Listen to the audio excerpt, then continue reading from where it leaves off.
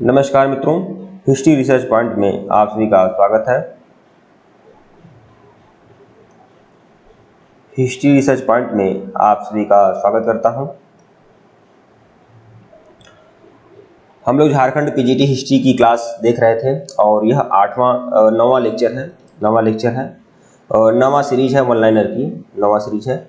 और इसके पहले का वीडियो अगर आप लोगों ने नहीं देखा है तो प्लेलिस्ट में जाइएगा, Jharkhand PGT history one liner के नाम से प्लेलिस्ट बनी हुई है, प्लेलिस्ट में जाइएगा, सभी वीडियो को देखिएगा।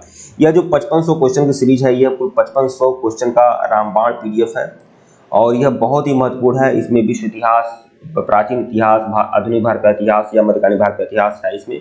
और यह पूरी सीरीज बहुत ही इंपॉर्टेंट है। अगर इस सीरीज को लेना चाहते हैं तो ऊपर हमारा ऑफिशियल व्हाट्सएप नंबर दिया हुआ है, हमारे ऑफिशियल व्हाट्सएप नंबर पर मैसेज कर सकते हैं। ऑफिशियल व्हाट्सएप नंबर डिस्क्रिप्शन में भी है और ऊपर शो हो रहा है, मैसेज कर सकते हैं। ये जो पूरी सीरीज है ये आपको 250 रुपये मिल जाएगी। पूरी पेमेंट करने के बाद आप स्क्रीनशॉट भेजिएगा और यह पीडीएफ आपको मिल जाएगा, ठीक है। अब बहुत ही इंपॉर्टेंट, बहुत ही महत्वपूर्ण है ये। आइए प्रश्नों की शुरुआत करते हैं। भारत में पहली अंग्रेजी फैक्ट्री कहाँ स्थापित की गई थी? तो सूरत में स्थापित की गई थी।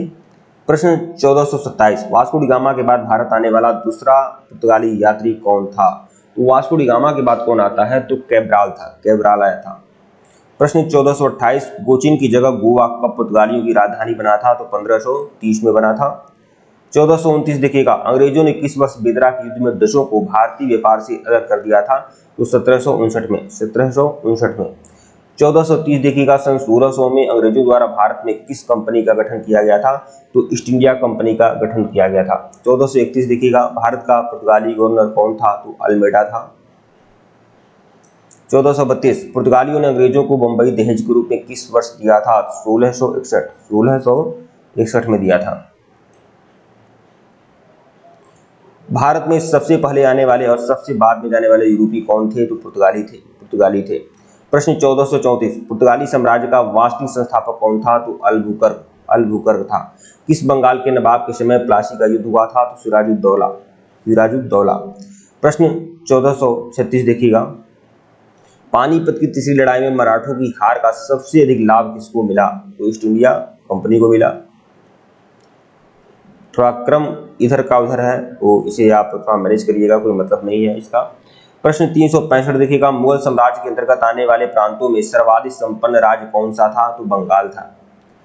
प्रश्न 366, इजारेदारी प्रथा किसने शुरू की थी? तो मुर्शिद कुली खान ने। इजारेदारी प्रथा किसने शुरू किया था? मुर्शिद कुली खान ने। 367 देखिएगा, खेती के लिए किसानों को किसने अग्रिम ऋण देना शुरू किया था? तो मुर्शिद कुली खान ने अग्रिम ऋण दिया था किसानों को खेती के लिए। 368 देखिएगा, किसानों की खेती के लिए दिया जाने वाला अग्रिम ऋण को क्या कहा जाता था? तो तकावी ऋण कहा जाता था। 369, किसके शासनकाल में बंगाल भारत का स्वर्ग कहा जाने लगा? तो अलीवर्दी खां के समय में। प्रश्न 370, वारेन हेस्टिंग्स का जो अवधि है क्या है? 1774 से 1785, ठीक है। प्रश्न 371, भारत में ईस्ट इंडिया कंपनी के अधीन पहला गवर्नर जनरल कौन था? तो वारेन हेस्टिंग्स था। 372 देखिएगा, किसने सरकारी खजाने का ट्रांसफर मुर्शिदाबाद से कलकत्ता किया था? तो वारेन हेस्टिंग्स ने किया था। प्रश्न 373 देखिएगा, किस एक्ट के बाद वारेन हेस्टिंग्स को बंगाल का गवर्नर जनरल बनाया गया था? तो रेगुलेटिंग एक्ट के बाद। प्रश्न 374, प्रत्येक जिले में एक दीवानी और फौजदारी न्यायालय की स्थापना किसने किया था? तो वारेन हेस्टिंग्स ने किया था। प्रश्न 375, 1773 के रेगुलेटिंग एक्ट के तहत वारेन हेस्टिंग्स ने कहाँ सुप्रीम कोर्ट का गठन किया था? तो कोलकाता में किया था। प्रश्न 376 देखिएगा, the Asiatic Society of Bengal की स्थापना किसने की थी? 1784 में विलियम जोन्स ने किया था। The Asiatic Society of Bengal की स्थापना विलियम जोन्स ने किया था। प्रश्न 377 देखिएगा, किस गवर्नर जनरल पर ब्रिटिश पार्लियामेंट में महाभियोग चलाया गया था? वारेन हेस्टिंग्स, बाद में इसे दोषमुक्त भी किया गया। किस एक्ट के विरोध में वारेन हेस्टिंग्स पर महाभियोग चला था? तो पिट्स इंडिया एक्ट 1784। इस एक्ट के विरोध में जब इसने इस्तीफा दिया तो इंग्लैंड पहुंचा तो उस पर महाभियोग चला था। इस एक्ट का विरोध किया था इसने 1784 का, ठीक है। मतलब जब भारत में वह गवर्नर था तो जब वहां पर इंग्लैंड पहुंचा तब इस पर महाभियोग चलाया गया था। प्रश्न 379 देखिएगा, गीता के अंग्रेजी अनुवाद को हेस्टिंग्स ने आश्रय प्रदान किया था? विलियम बिलिंकिस। गीता के किस अंग्रेजी अनुवाद को हेस्टिंग्स ने आश्रय प्रदान किया था? तो इसके अधीन अधिकारी था विलियम बिलिंकिस, जिसने क्या लिखा था? भगवत गीता का अंग्रेजी अनुवाद किया था। गीता का अंग्रेजी अनुवाद किया था।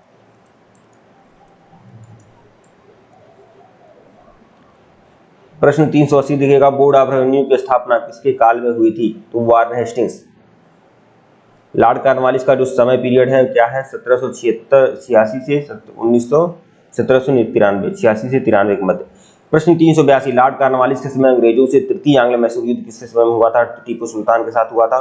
प्रश्न 383 देखिएगा, तृतीय आंग्ल मैसूर युद्ध के बाद टीपू से अंग्रेजों की कौन सी संधि हुई थी? तो श्रीरंगपट्टनम की संधि हुई थी। प्रश्न 384, अस्थायी बंदोबस्त कब और किसने किया था? 1793 में लॉर्ड कॉर्नवालिस ने अस्थायी बंदोबस्त की शुरुआत की थी। प्रश्न 385, लॉर्ड कॉर्नवालिस ने जिला फौजदारी न्यायालय को समाप्त कर कौन सी अदालत शुरू किया था? तो भ्रमण करने वाली अदालत है। बंगाल में 3 और बिहार में 1 अदालत थी। प्रश्न 386, किसी प्रशासनिक सेवाओं का जनक कहा जाता है? तो लॉर्ड कॉर्नवालिस को प्रशासनिक सेवाओं का जनक कहा जाता है। भारत में नागरिक सेवा का जनक किसे कहा जाता है? तो लॉर्ड कॉर्नवालिस को ही नागरिक सेवा का भी जनक कहा जाता है। प्रश्न 398 देखिएगा, सर जॉन शोर का पीरियड क्या है? 1793 से 1798। प्रश्न 379 देखिएगा, चार्टर अधिनियम किसके काल में पारित हुआ था? सर जॉन शोर के काल में चार्टर अधिनियम पारित हुआ था। प्रश्न 390, सर जॉन शोर ने कौन सी नीति अपनाई थी? तटस्थता एवं अहस्तक्षेप की नीति जॉन शोर ने अपनाई थी। प्रश्न 391 देखिएगा, लॉर्ड वेलेस्ली था 1798 से 1805 के मध्य लॉर्ड वेलेस्ली ने शासन किया था। प्रश्न 392, चौथा आंग्ल मैसूर युद्ध कब और किसके बीच में हुआ था? 1799 में टीपू सुल्तान और अंग्रेजों के बीच में हुआ था। अंग्रेजों का नेतृत्व लॉर्ड वेलेस्ली ने किया था। प्रश्न 393 देखिएगा, टीपू सुल्तान किस युद्ध में मारा गया था? तो चौथे आंग्ल मैसूर युद्ध में टीपू सुल्तान मारा गया था। 394 देखिएगा, लॉर्ड वेलेस्ली ने कौन सी नीति अपनाई थी? सहायक संधि की नीति अपनाई थी लॉर्ड वेलेस्ली ने। प्रश्न 395, सहायक संधि करने वाला पहला राज्य कौन था? तो हैदराबाद पहला राज्य था जिसने सहायक संधि किया था। प्रश्न 396, द्वितीय आंग्ल मैसूर युद्ध, द्वितीय आंग्ल मराठा युद्ध और वेसिन की संधि किसके बीच में हुई थी? तो लॉर्ड वेलेस्ली के साथ हुई थी। द्वितीय आंग्ल मराठा युद्ध और वेसिन की जो संधि हुई थी किसके समय में हुई थी? तो लॉर्ड वेलेस्ली के समय में हुई थी। प्रश्न 397, फोर्ट विलियम कॉलेज की स्थापना किसने किया था? तो लॉर्ड वेलेस्ली ने किया था। प्रश्न 398, फोर्ट विलियम कॉलेज किस पढ़ाई के लिए खोला गया था? सिविल सेवा में नियुक्त ब्रिटिश अधिकारियों के प्रशिक्षण के लिए इस कॉलेज की स्थापना की गई थी। 399 देखिएगा, लॉर्ड वेलेस्ली खुद को क्या कहा करता था? तो बंगाल का शेर कहा करता था। प्रश्न 400 देखिएगा, सर जॉर्ज बार्लो की समय पीरियड क्या है? 1805 से 1807 इसका समय पीरियड है। प्रश्न 401 देखिएगा, सर जॉर्ज बार्लो ने किसके व्यापार पर रोक लगाई थी? दासों के व्यापार पर सर जॉर्ज बार्लो ने रोक लगाई थी। ठीक है मित्रों, वीडियो को लाइक और चैनल को सब्सक्राइब करिएगा। टेलीग्राम बिल्कुल ज्वाइन करिएगा, लिंक डिस्क्रिप्शन में दिया गया है। थोड़ा प्रश्न और देख लेते हैं, डिस्क्रिप्शन में लिंक है टेलीग्राम का, टेलीग्राम आप लोग जरूर ज्वाइन कराएं। और व्हाट्सएप पर मैसेज अगर आप कर सकते हैं, अगर आपको ये पूरा पीडीएफ चाहिए, 5500 क्वेश्चन की सीरीज है, बहुत ही ज़्यादा महत्वपूर्ण है, इसे आप नजरअंदाज मत करें, बिल्कुल मत करें। और इसके पहले का वीडियो नहीं देखे हैं तो प्लेलिस्ट में जाइएगा, Jharkhand PGT history one liner के नाम से प्लेलिस्ट बनी हुई है, प्लेलिस्ट में जाइए और सभी वीडियो को देखिए। सर जॉर्ज बार्लो के समय में कौन सा विद्रोह हुआ था? तो बेल्लोर विद्रोह हुआ था इनके समय में। इसमें भारतीय सिपाहियों ने कंपनी की सेवा शर्तों के प्रति गुस्सा जाहिर किया था। प्रश्न 403, लॉर्ड मिंटो प्रथम की अवधि क्या है? 1807 से लेकर 1813।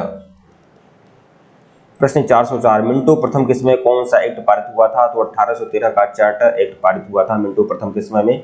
प्रश्न 405, लॉर्ड मिंटो प्रथम ने किसे रणजीत सिंह के साथ अमृतसर की संधि के लिए भेजा था? तो 1809 में यह रणजीत सिंह के साथ संधि हुआ था लॉर्ड मिंटो का, और मध्यस्थता किसने किया था? चार्ल्स मेटकॉफ ने। प्रश्न 406, लॉर्ड हेस्टिंग्स का जो समय पीरियड है 1813 से 23। प्रश्न 407, लॉर्ड हेस्टिंग्स ने 1816 में सगौली की संधि किसके साथ की थी? तो नेपाल के साथ किया था। प्रश्न 408, लॉर्ड हेस्टिंग्स ने किस पर लगे प्रतिबंध को हटाया था? तो प्रेस पर लगे प्रतिबंध को लॉर्ड हेस्टिंग्स ने हटा दिया था।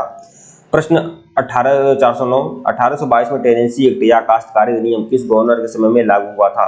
तो लॉर्ड हेस्टिंग्स के समय में। लॉर्ड एमहर्स्ट का जो समय अवधि है 1823 से 1828। प्रश्न 411 देखिएगा, यंदाबू की संधि के तहत कौन सा युद्ध खत्म हुआ था? आंग्ल बर्मा युद्ध। यंदाबू की संधि के तहत आंग्ल बर्मा युद्ध समाप्त हुआ था।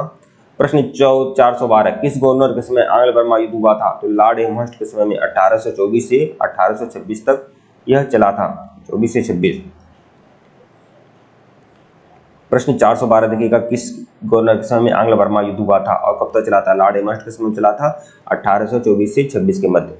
प्रश्न 413, इसी समय कौन सा विद्रोह हुआ जो काफी चर्चित रहा?